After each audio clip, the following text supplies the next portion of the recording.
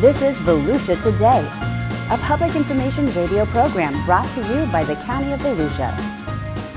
Here is Community Information's Brian Vandal and Kevin Captain. Welcome to Volusia Today. I'm Kevin Captain, and I'm joined today by co-host David Hunt. Thank you so much for tuning in this morning.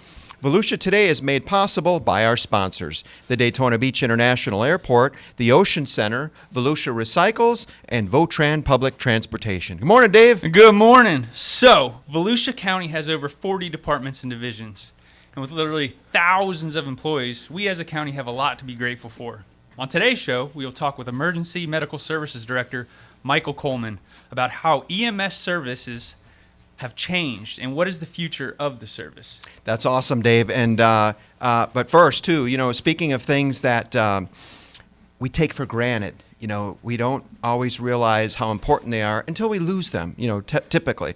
So with us today, we have Arden Fontaine. He's the Deputy Director of Volusia County's Department of Public Works. And we also have Lori Koontz. She's the Director of Road and Bridge. And next week is Public Works Appreciation Week. And some of the divisions within the Department of Public Works are some are seen by the public, but many are not seen by the public, again, until those services are needed. So, but everything that your teams do, whether it's on stage or behind the scenes, they make a huge impact on our daily lives. So, Arden, tell us about it. The Public Works Department's 350 employees, 7 divisions, and we handle, a lot of the routine stuff that everybody thinks about. Engineering, construction, road and bridge with Lori, and traffic engineering maintain over 1,000 miles of roadways. You got solid waste that does the landfill and the transfer station, mosquito control, reducing mosquitoes and the risk of mosquito-borne illness, and water utilities. Water utilities and all those functions I just discussed, we all know generally what they do, but they do a lot more than that. Water utilities, for instance, they upgraded their wastewater plant in DeBary a few years ago in efforts to support the Blue Springs by reducing the nitrogen and the phosphorus that come out from the effluent that they treat in the wastewater. Trying to preserve the springs. They do a lot for water quality in the county. And that was a big recent upgrade at the Southwest Regional Water Reclamation Facility? Correct. That's a long word there for that facility, but it's huge. It is. It serves a lot of residents, and that reclaimed water also we use to irrigate, and it helps preserve natural resources in the community. Well, and you spoke on mosquito control, and I don't think everybody knows mosquito control is part of Public Works, but I don't think any of us could probably live here without mosquito control. They do a lot. They do. They help keep those populations down, and you can read historical accounts of what it was like in the beginning when Florida was first founded, and it's incredible that people were even able to live here in the beginning. Almost inhabitable. So since we got Lori in the building, we might want to just focus in on Road and Bridge for a minute. Your team is out there maintaining and protecting our roads, which is a huge investment. How far do you forecast what needs the county has and should budget for? I mean, how do you stay ahead of the curve? Wow, that's a good question. We have an annual budget process that keeps us timely with our deadlines, making sure we provide the right information to the council to make informed decisions. We're always looking at our efficiencies to see if we can do it better, do it more cost effective. It's a large effort. And a road survey, you all actually get out there with lasers and really inspect the road and check out the deficiencies and have analytical data to move forward with it. So you can tell me more about the road survey? Yeah, isn't there a van or a special vehicle that as it drives across the road, it takes measurements of the asphalt and the quality of the road and everything, and gives you like a report card of the road, right? It measures all the distresses along the roadway and actually puts a numerical score to each road section in the county that Lori will then use to create the resurfacing program that she's So there's a responsible science for. behind it. It's not just somebody looking at the road and saying, "Yep, could be replaced," but no, it's technical. That's correct. And it's not just all roads and bridges. There's an environmental aspect. There's a lot of other things that y'all do that are interesting and go what I would think is just road and bridge, go way outside the realm of road and bridge. Can you talk a little bit about some of those things? That's right. We perform routine maintenance on our stormwater system assets. That includes roadside ditch maintenance, weed control, retention pond maintenance, open channel maintenance, street sweeping, and we remove debris and sedimentation from our stormwater conveyance pipes and structures. We also undertake large-scale construction capital projects. We have two underway right now. One is the Gabordi Canal in the Edgewater, New Smyrna Beach area, and the other one is the Ariel Canal project, which is in Oak Hill within the River Breeze Park. Gabordi Canal is nearing completion, and Ariel Canal is just starting up with expected completion by fall this year. Both projects are important for water quality. They were both identified in the Mosquito Lagoon Reasonable Assurance Plan.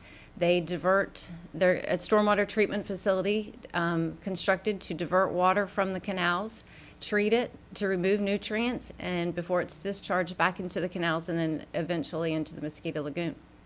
You know, when people think of roads and bridge, they don't often immediately think of water, but that stormwater component is so important. And so I live in the county, and the storm drains on our road, I'm amazed at how well they're maintained. I had the county's vac truck come on the street not so long ago, and I couldn't believe, because I was able to see some of it happen, the stuff that you're able to take off the road. How do we minimize all that litter? Well, that's the $64,000 question. One of the tasks that we perform is litter removal, but that diverts our resources to performing the other maintenance requests that I just spoke about. I don't think people realize the environmental impacts they could have with just throwing out that Polar Pop cup or cigarette butt. It has an impact to water quality.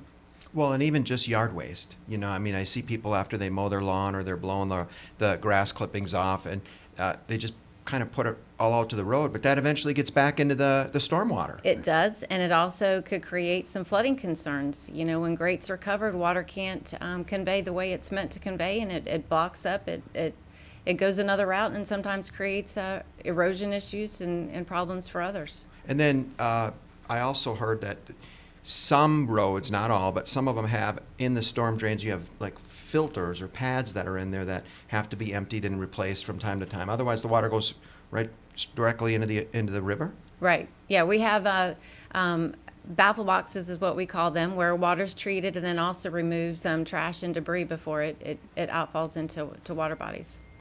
Amazing.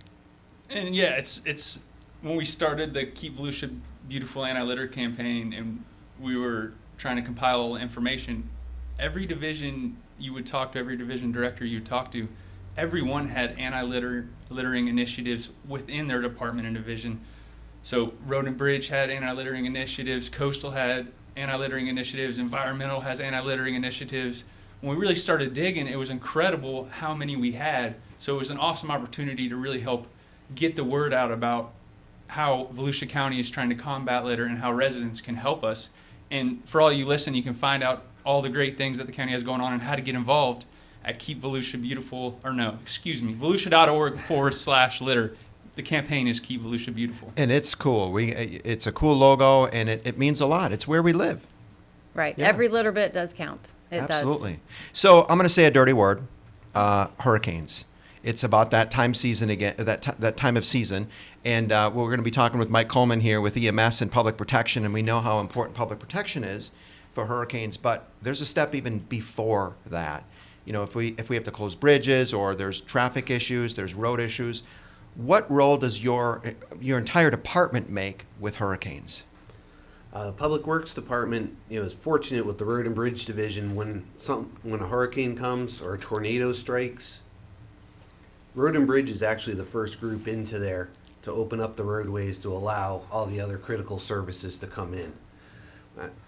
They are essential to what we do. And then from there, we branch out and start the recovery efforts to include picking up the debris along all the roadways, repairing the traffic signals for the movement of traffic. Solid waste has a huge role in disposing of the debris. And it's, I've seen some of the pictures of your responses, post a hurricane or a tropical storm, it's dangerous work. I mean, I have crews that are, you know, they're up on aerial buckets and they're extending their arms with chainsaws trying to clear wires and get electricity back, or I mean, you're doing everything out there on the roads before, really sometimes still in the inclement weather. That's right. Yeah, we partner up with the electrical companies so that we can accelerate power restoration to others. You know, oftentimes there's power lines are wrapped up in trees that are down, and you know, because it's dangerous, we don't touch a tree until, you know, we know that we've got the all clear from the electrical company. So we work to create a plan, partner up with them, and it's worked well. Definitely a very important piece that not everyone often thinks about until you lose your power. What do you think? When's it going to come back on? Or water too. The other thing is a lot of us take for granted. You get up in the morning, you brush your teeth, you take a shower, you have a clean glass of water. That's all part of public works. It is. It's something, you know, we've come to expect when you wake up in the morning, that all those services will be there. But you know, you take your shower, you brush your teeth, like you said, and then you drive to work on the roadways. You go through the intersections where the traffic signals are functioning. You put your garbage out in the morning and it's gone when you come home at night. These are all things we do inevitably take for granted, but they're critical services to They the are community. definitely critical. So next week is Public Works Awareness Week. What do you want your crews, your teams to know, and what can we as the public do to acknowledge the important work you guys do? Wow, with my over 29 and a half years of public service and all in public works, I can tell you there's no greater dedication from employees who are the first to respond and last to leave. Could not be more prouder of these folks that strive to make a difference, and they do it all behind the scenes. Go ahead. Even after storm events, when they're waiting to go out, and we got to hold them back and say, you got to wait a little bit Not before yet. you go out there till it's safe. I mean, they want to get the job done. They want to go out and help. Yeah. Y'all are heroes, and the common theme you see across employees in Volusia County is the love for Volusia County. Everybody's chomping at the bit to help in any way we can help, and that's the common theme, and that's why I think the service y'all provide is so great, because we have people who love the county and want to make it better every day. That is so true. We're talking with Arden Fontaine. He's the Deputy Director for the Department of Public Works in Volusia County, and Laurie Koontz, the Director of Road and Bridge. We'll take a quick break, and we'll come back, and we'll bring in Michael Colman into the conversation. Stay with us.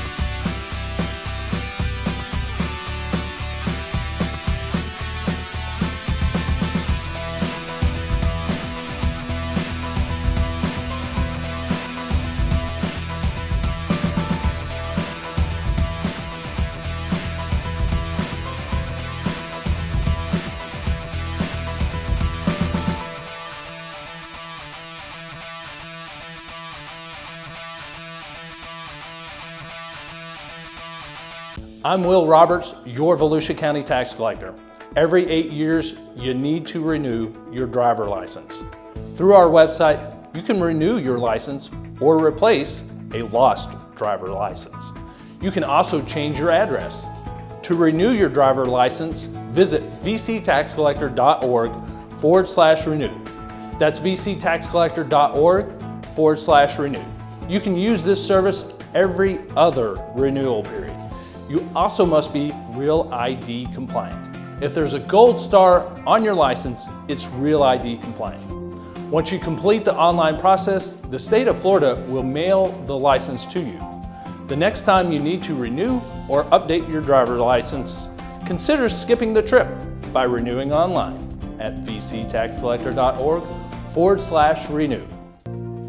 We're back. I'm David Hunt along with Kevin Captain, and you're listening to Volusia Today, a public information program brought to you by the County of Volusia. Thanks, Dave. So also with us in the studio is Michael Colman. He's the director of Volusia County EMS. Good morning, Mike.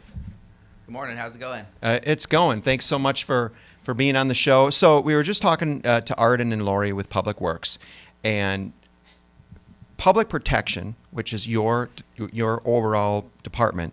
You guys work also in tandem with Public Works. I don't know if everyone knows if an ambulance is responding to a scene and they're coming upon an intersection, for example, you now have the technology in your responding ambulances to sort of take control over the traffic part. So you work with traffic engineering so that you can, more safely get through that intersection. It'll light will turn green.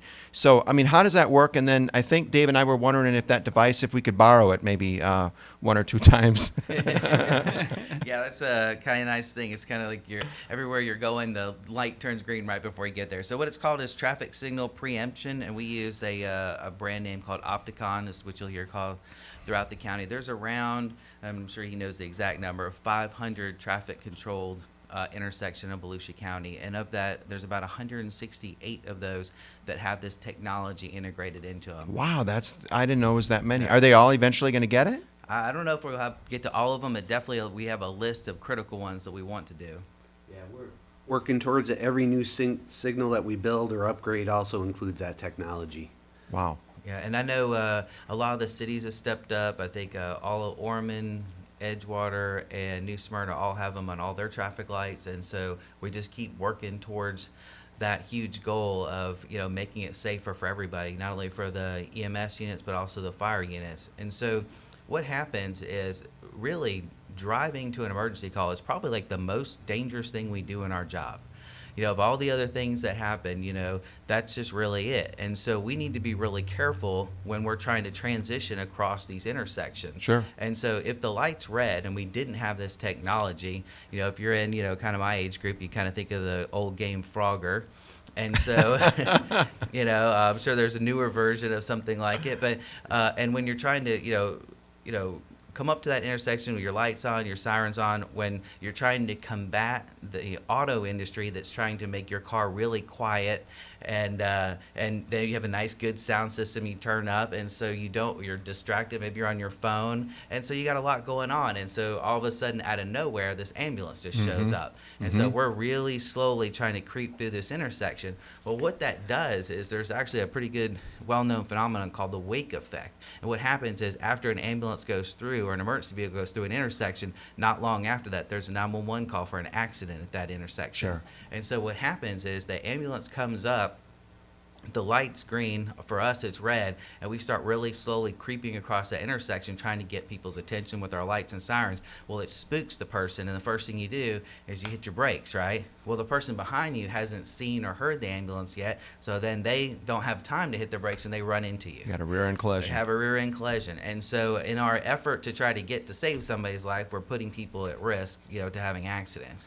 And so this technology is incredible, not only for the EMS folks and the fire folks that are using it, but also for the driving and pedestrian public, because what it does is as the ambulance is coming up to an intersection, it turns our light green. Well, everybody is paying attention to the traffic light, so they see, it goes yellow, red, and then all of a sudden an ambulance comes through, and they just never know what really happened. They just saw, oh, wow, I got a short light there. That didn't work out in my favor, and then they just go about their day. But people are paying attention and cognizant all the time of the traffic signals, but they're not looking down the road, a quarter mile or, a couple hundred yards to see if an ambulance or emergency vehicle is going. So, again, this is, great technology. We're super excited for the partnership that we have with these guys, and they've been, I know Jason Lauderman's been working with you guys for a number of years on this program. When did you guys first start? Do you remember? It seems like 4 or 5 years ago. Yeah. Approximately, working with Alan Cates and Billy White.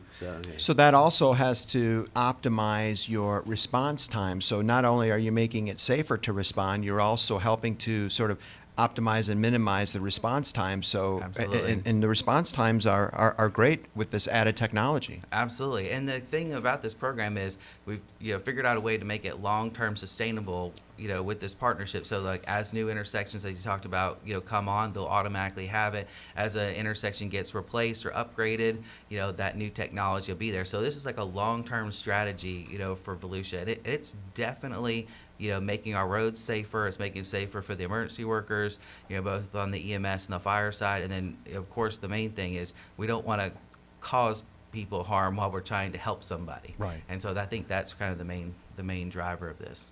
And since the beginning of time, or as long as I've been driving, the rule is you see lights pull over. But what is like the rule of thumb? I feel like there's some confusion on the streets. I see an ambulance coming, I pull over. I see some people kind of still creeping. Like, what's the rule of thumb? What would you all like to see? Just pull to the right and stop. That's kind of the easiest thing. Or, obviously if you're on a big intersection, interstate or something like that, just pull over to the right and just slow down and just let us by, and we'll just keep working around the left of you. Because if you hear us, we're probably going to be coming up on your left side. So if you're right behind us, if we're right behind you, just, pull over to the right and we'll just work our way around you.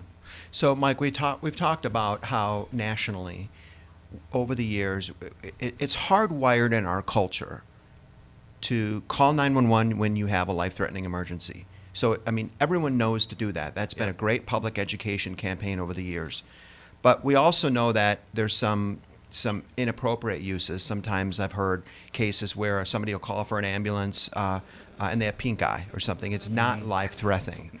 But the advantage, though, here in Volusia County is we are one of less than a dozen different EMS services across the country that has a 911 nurse triage program that's been in practice now for a couple of years. How's that going? And I would imagine, just like anything else, you're adding new layers of technology and service to that program.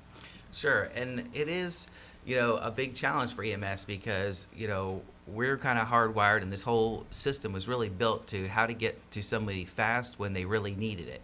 And now we have this, big public need where folks use that system for all kinds of things. Like you said, pink eye, sore throat, earache, skin rashes. I don't feel good because it's just hardwired in. A lot of people use the 911 system as access to care because maybe they don't have transportation. Sure. They can't call a cab or use, an Uber ride, or they just don't know what to do. That's just what they've been told to do if you're sick and not doing well. And so we've got to figure out a better way to manage that because there aren't enough ambulances to send to all those calls every day, especially if they just keep, going, becoming more and more. And if we get hit with another, COVID wave or a flu wave in the future, I mean, again, that really does tax and surge our system. And so what we're trying to do is take those low acuity calls and take them out of the 911 system and send them over to a nurse. And so that nurse can do a number of things. One, they can provide home care, basically just give you instructions on how to take care of your current situation at home.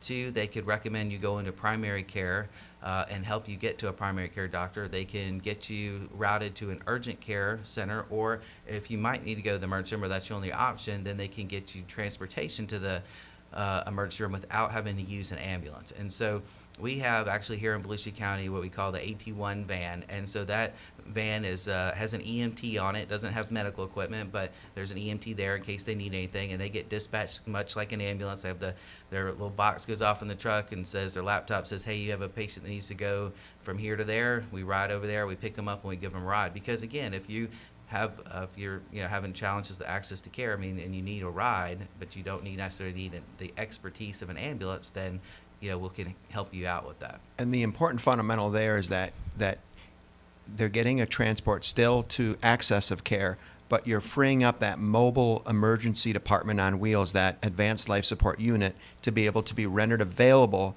for someone who might be having a cardiac arrest or stops breathing because of an asthma attack. Those true, authentic medical emergencies. Absolutely. And anytime that the nurse is able to take one of those low acuity calls and send them by van, then that frees up probably over an hour's worth of time for an ambulance to be available for those true life-threatening conditions.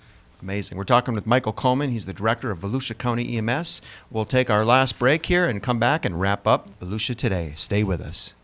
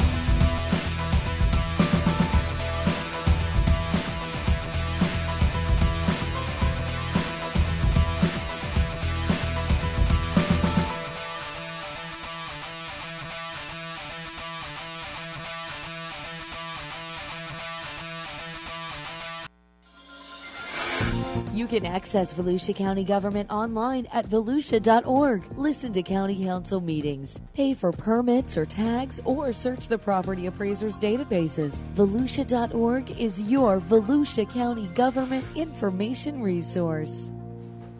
All right, so I'm David Hunt along with Kevin Kaplan, and we're back. In the studio today, we have some long tenured employees, some people who have been around for a long time. Could you all just tell us about your experience, a little bit of how you got involved, and what's great about the job and why somebody might want to come and work for Volusia County? Yeah, and maybe recruitment, if there are there jobs available. Yeah. I started with the county 20 years ago as a GIS specialist in the Public Works Department, and I've just worked myself up. The county does give you employees an opportunity to grow. They're supportive and they want you to advance. It's been a great place to work, and I can't say enough good about it. Public Works Department, we're always looking for good staff. We have a range of positions from equipment operators up to professional engineers, and everything in between. So big ladder there to grow from. there is. Yeah. How about EMS, Mike? You've got a lot of recruitment efforts going on there. Absolutely. We're at career fairs all the time, and we kind of we try to build a career ladder, career path for folks. And so if you are interested in EMS but haven't gone to school yet, you can come in as one of our ambulance service techs. They're kind of like the backbone of our resource logistics supply chain. I mean, all those supplies and items on the ambulance didn't just appear there today. We have a whole army of folks that make sure that that's there, and that every time a paramedic needs a piece of equipment or an item, it's available. And so we have a whole supply chain group of folks that are constantly stocking those trucks every day when they come in. And so you can come in as an ambulance supply tech. We'll pay for you to go to EMT school. You become an EMT, we'll actually pay for you to go to paramedic school. And if you come to Volusia to be an EMT, we'll also pay for you to go to paramedic school over here at Daytona State. Well, and the amazing thing there, too, is any section of job there in the county includes FRS, the Florida State Retirement. Everyone needs that. So that's excellent. So, well, with that, it's been great talking to all of you, Public Works and Public Protection. We have Appreciation Weeks coming up. So thank an EMS worker, thank a Public Works worker, and thank you guys so much for what you do. With that, we'll wrap up Volusia Today. Take care, stay safe, and help your neighbors.